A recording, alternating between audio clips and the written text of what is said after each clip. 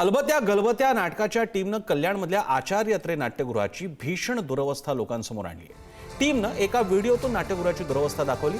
प्रयोगादरम्यान अचानक रंगमंचावरील लाईट बंद झाल्यानं नाटकाच्या सादरीकरणात मोठा व्यत्यय आला। याशिवाय मेकअप रूममधील एसी बंद, वॉशरूममधली अवस्था अत्यंत घाणेरडी असल्याचं व्हिडिओत दिसतोय। नाट्यगृहाचं पूर्ण भाडं भरूनही कलाकारांना अशा परिस्थितीला सामोरं जावं लागतं, असा संतप्त सवाल टीमनं उपस्थित केला। किती स्वच्छता बघा।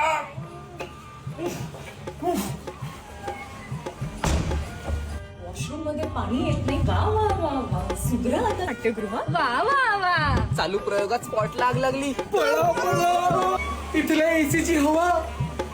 वा वा वा, किती स्वच्छता बघा। आपल्यासोबत याबद्दल बोलण्यासाठी या नाटकातले प्रमुख कलाकार असलेल्या श्रद्धा हांडे आहेत। त्यांच्यासोबत आमचा प्रतिनिधी श्रेयस सुद्धा आहे। श्रेयस, मी इकडे आठवण करून देऊ इच्छितो प्रेक्षकांना आणि आपल्या सगळ्यांना सुद्धा, यापूर्वी कोकणामध्ये सुद्धा असा प्रकार समोर आला होता। पुण्यामधल्या, मुंबईमधल्या सुद्धा नाट्यगृहांची स्थिती आहे, गावातल्या नाट्यगृहांची स्थिती तर विचारायला नकोय। मात्र महत्त्वाच्या शहरांमध्ये सुद्धा कधी एसी नाही, कधी स्वच्छता नाही, ग्रीन रूम नीट नाही, असे अनेक मुद्दे आहेत।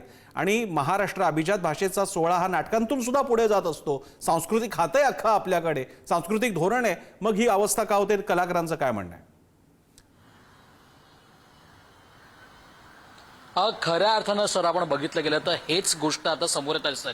ज्या नाट्याला बघण्यासाठी लहान मुलं, वृद्ध माणसं 500 रुपये खर्च करतात, त्या नाट्यगृहाची अवस्था जर असं असेल तर कलाकार करणार तरी काय, हे सगळ्यात मोठा प्रश्न उभारलेला आहे। तुम्ही आता पुण्याचा उल्लेख केला, तुम्ही आता कोकणाचा उल्लेख केला। काही दिवसांपूर्वी आपण बातमी अशी आलो की अंबरनाथचं पण थिएटर आहे, तिथे सुद्धा ही अवस्था आहे। कधी या पालिकेतल्या लोकांना पाजर फुटणार आहे, कधी कलाकारांना त्याचं न्याय मिळणार आहे? आणि कलाकारांना असा व्हिडिओ करावा लागतोय ज्या रंगभूमीवर काम करत असताना मेकअप रूमची अवस्था नाहीये, टॉयलेटची अवस्था बरोबर नाहीये, सीट्स बरोबर नाहीयेत। रंगभूमीवर काम करत असताना तिकडच्या स्पॉटवर जर आग लागत असेल तर कलाकार काम तरी कसं करणार? जी मराठी रंगभूमी खऱ्या तर चांगल्या अवस्थेत असं लोक म्हणतात। 500 रुपये एकाचं तिकीट आहे, 4 लोक नाटक बघायला येतात, ती नाटक बघण्यासाठी लोक 2000 रुपये खर्च करतात। जर अशी अवस्था असताना अशा शहरात जरी गोष्ट घडत असेल तर गावगावात काय परिस्थिती असेल, हे हा मोठा प्रश्न उभा राहतोय। श्रेयस, आपल्यासोबत श्रद्धा सुद्धा आहे। श्रद्धा, तुम्ही एकट्याच नाही आहात, असे अनेक कलाकार आहेत, त्यांच्या नाटकांना किंवा अगदी चित्रपटांना सुद्धा फटके बसलेले आहेत। नाटकांच्या बाबतीत विशेष कारण ती थेट लाईव्ह कला आहे। तुम्हाला काय अनुभव आला होता? आणि यानंतर आज कल्याण डोंबिवली हे सांस्कृतिक उपराजधानी मानली जाते, तुम्हाला काही लोकप्रतिनिधींनी कोणी संपर्क केला का याबद्दल? आचार्य अत्रे रंगमंदिर हे जे नाट्यगृह आहे आणि यातले व्यवस्थापक जे आहेत माणिक शिंदे साहेब, यांना गेले 2 ते 3 वर्ष आम्ही सातत्याने तक्रार केली आहे। तिथे कायम उंदीर मेलेले असतात, खिडक्या तुटलेल्या आहेत आणि अतिशय घाणेरडा म्हणजे बॅकस्टेजचा जो एरिया आहे एंट्रीचा, तो इतक्या मुतारीचा अक्षरशः वास येतो आणि त्यातून कलाकार येतो आणि त्यांना असं वाटतं की 2 तास हे येतात आणि जातात। पण प्रॉब्लेम हा होतो की एकतर पुढे जर कोणाचा नाट्यप्रयोग असेल तर त्यांना प्रयोग सुरू करायला उशीर होतो आणि आम्हालाही उशीर होतो। आणि 2 ते 3 वर्ष त्या माणिक शिंदेंना वारंवार तक्रार करून सुद्धा त्या माणसाला त्याची दखल घ्यावी वाटली नाही। उडवाउडवीची उत्तरं देतात कायम, तुम्हाला प्रयोग करायचा तर करा, अदरवाईज करू नका, या भूमिकेत ते लोक राहतात। तर कलाकारांनी करायचं काय आणि नाट्य निर्मात्यांनी पण करायचं काय? जर 25,000 रुपये तुम्ही भाडं घेताय तर तशा सुविधा सुद्धा आम्हाला द्या। तिथून आम्ही संभाजीनगरला प्रयोग करायला गेलो, संभाजीनगरची अवस्था सुद्धा तशीच आहे। 35,000 रुपये भाडं घेतात, 15,000 इलेक्ट्रिसिटीचे चार्जेस घेतात। तर मराठी नाटक आहे, मराठी माणसांकडून आम्ही प्रेक्षकांकडून तिकीट दर वाढवू कसे करणार? म्हणजे 1000 आणि 2000ची तिकीट तर आम्ही लावू शकत नाही जर यांची भाडी एवढी भरायची असतील तर। आणि त्यात सुविधाही घाणेरडे। बरं, ह्या लोकांना, हे जे महानगरपालिकेचे कर्मचारी आहेत, त्यांना एक युनिफॉर्म का नाहीये? बेशिस्त वागतात, त्यांना शोधावं लागतं। आणि त्या दिवशी तर अक्षरशः आमच्या सेटला आग लागता वाचली आहे।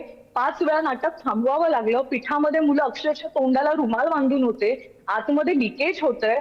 पण हाच प्रश्न आहे की लॉकडाऊन नंतर 3 वर्ष हे नाट्यगृह बंद होतं, तर यांनी नेमकं रिनोव्हेशन कसलं केलंय? खुर्च्याही त्या जुन्याच आहेत, काही स्वच्छता नाहीये, पाणी येत नाही नळाला, ह्यांचं नेहमीच आहे। श्रद्धा, हा व्हिडिओ बनवायची वेळ त्याचमुळे आली। श्रद्धा, आपण एवढं नक्कीच करू शकतो की ही नाट्यगृह ज्यांची गेल्या काही दिवसापासून चर्चा झाली आणि अन्य नाट्यगृह असतील त्यांचा तिकडचा ठेकेदार असेल, तिकडचा व्यवस्थापक असेल, त्याचं नाव आणि ते जर का तिकडची महापालिका असेल, त्यांचा जो विभाग ह्या काम करत असेल, यांची नावं आणि त्याचा फॉलोअप आपण घेऊ, पुढारी न्यूज घेईल, याची आम्ही तुम्हाला खात्री देतो. श्रेयस, आपल्याला हा मुद्दा लावून धरायचा आहे. आपल्याला आपल्या पुढारी चॅनल तर्फे की नुकतीच 2 महिन्यापूर्वी गडकरी रंगायतन ठाणे येथे सुद्धा एक घाणेरडा प्रकार घडला आहे, जिथे महिला सुरक्षेचा प्रश्न उपस्थित झाला. नाट्यप्रयोग सुरू असताना 3 इसम तिथे विना परवानगी 4:30चा प्रयोग होता, ते 5 वाजल्यापासून ते 5:30 ते 6 वाजेपर्यंत आतमध्ये लेडीज वॉशरूम मध्ये होते, महिला मेकअप रूम मध्ये, कोणालाही माहित नव्हतं.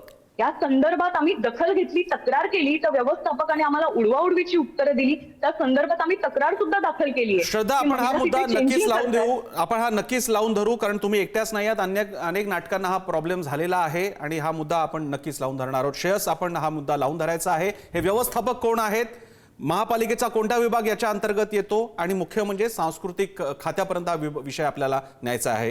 कारण प्रश्न महाराष्ट्राची संस्कृती आणि अभिजात भाषेसाठी काम करणारा नाटकासारखा 100 वर्ष याचा इतिहास आहे, त्या विषयाचा आहे. धन्यवाद.